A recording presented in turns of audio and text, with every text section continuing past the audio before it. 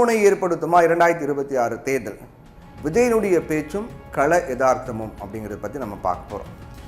தமிழக வெற்றிக் கழகத்தினுடைய தலைவர் விஜய் புதியதாக உறுப்பினர் சேர்க்கைக்கு மொபைல் ஆப் ஒன்று தொடங்கி வச்சிருக்காரு.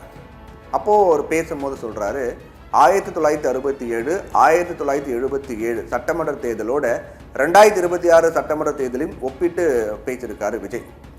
கரெக்டாக இவர் என்ன சொல்கிறார் அப்படின்னா, வரவிருக்கக்கூடிய 2026 சட்டமன்ற தேர்தல் அப்படிங்கிறது 1967 மற்றும் 1977 ஆகிய தேர்தல்களைப் போல திருப்பு முனை தேர்தலாக இருக்கும் அப்படின்னு சொன்னார். முன்னதாக தமிழ்நாடு அரசியல் நடந்த மிகப்பெரிய ஒரு தேர்தலாக 1967 77ஆம் ஆண்டுகளில் நடைபெற்றவை கருதப்படுது. அதே மாதிரி தான் 2026 தேர்தலும் அமைய போகிறது. இதை உறுதியாகவும் ஆரம்பம் முதலே நாம் சொல்லிக்கிட்டு வரோம். அந்த ரெண்டு மாபெரும் தேர்தல்களில் தொடர்ந்து வெற்றி பெற்று வந்த அதிகார பலம் அசுர பலம் அனைத்தையும் எதிர்த்து வந்தவர்கள், புதியதாக வந்தவர்கள் வெற்றி பெற்றாங்க. எப்படி ஜெயித்தார்கள் அப்படின்னு பார்த்தா அது மிகவும் எளிதான விஷயம்தான். நம்மால் கண்டிப்பாக ஜெயிக்க முடியும் அப்படின்னு தெரிவித்திருக்காரு விஜய். ஆனால் உண்மையில் 1967 77ஓட விஜய் சொன்ன மாதிரி 2026 ஒப்பிட முடியுமா? ஒப்பிட்டாலும் தாவேகா அதற்கு சரியாக ஒரு தகுதியாக இருக்கிறதா? அப்போ நடந்தது என்ன? அதோட 1967 77 தேர்தலின் போது நடந்ததையும் 2026 குறிப்பாக தமிழக வெற்றிக் கழகம் அந்த கட்சியும் பொருத்தி பார்த்தா எப்படி இருக்குது அப்படின்னு நம்ம பார்ப்போம். 1967 1977 சட்டமன்ற தேர்தலோட ஒப்பிடுவது அப்படிங்கிறது பொருந்தாத ஒன்று. ஏன் பொருந்தாது அப்படின்னு நான் சொல்கிறேன்னா, 67 தேர்தலை எடுத்துக்கிட்டோம் அப்படின்னா, 1967 அந்த தேர்தல் எடுத்துக்கிட்டோம் அப்படின்னா, பேரறிஞர் அண்ணா என்ன பண்ணுறாரு, முதலமைச்சர் வேட்பாளராக கிடையாது. உண்மையிலே திமுக தலைமையில் அமைந்த கூட்டணியின் முதன்மையான குறிக்கோள் அப்படிங்கிறது காங்கிரஸை வீழ்த்த வேண்டும் அப்படிங்கிறதா. நான் முதலமைச்சராக வரணும் அப்படின்னு திமுகவில் இப்போ யாருமே கிடையாது. முதல்ல காங்கிரஸை வீழ்த்த வேண்டும் அப்படிங்கிறதா. ஆனால் இன்னும் சொல்ல போனால் தென்சென்னை மக்களவை தொகுதிக்கு தான் அறிஞர் அண்ணா அப்போது போட்டியிட்டார். 67 திமுக கூட்டணியில் 1967 திமுக கூட்டணியில் ராஜாஜி அவர்களுடைய சுதந்திரா கட்சி இடம்பெற்றது. இவர் ஒரு மூத்த தலைவர், கவர்னர் ஜெனரல், முன்னாள் முதலமைச்சர். இது தவிர மாப்போசி சீபா ஆதித்தனார் போன்ற பெரிய தலைவர்கள் அவர்களுடைய ஆதரவு அப்படிங்கிற மாதிரிலாம் ஒரு பெரிய ஒரு ஆதரவு வலையாக அன்னைக்கு திமுக இருந்தது. இத்தகைய சூழ்நிலையில் அறிஞர் அண்ணாவை முதலமைச்சர் வேட்பாளராக அறிவிப்பது கூட்டணிக்குள்ள ஒரு மனக்கசப்பு ஏற்படுத்தும் அப்படின்னு கருதினாங்க. ஆனால் அதே சமயம் திமுக தலைவராக இருந்த அறிஞர் அண்ணா தான் முதலமைச்சர் வேட்பாளராக முன்னிறுத்தப்படுவார் அப்படின்ற மாதிரி யூகனா அப்போ சொல்லப்பட்டது.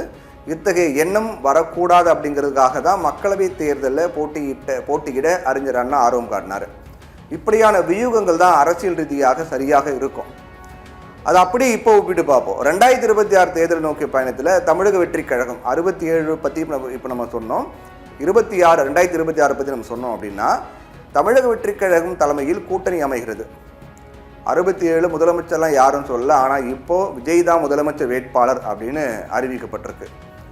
இத்தகைய ஒரு சூழ்நிலையில் ஓபிஎஸ் போன்ற மூத்த தலைவர்கள் தாவேகாவுடன் கைகோர்க்க வேண்டிய ஒரு நிலை அப்படிங்கிற மாதிரி அவர் இப்போ முடிவு பண்ணுறாரு, அறிவிக்கலாம் தாண்டி ஒரு மனக்கசப்பை ஓபிஎஸ் மாதிரி ஒரு மூத்த தலைவர்கள் இல்லை, ஓபிஎஸோ அவரை மாதிரி மூத்த தலைவர்களும் வந்தாங்கன்னா ஒரு மனக்கசப்பை ஏற்படுத்த செய்யும்.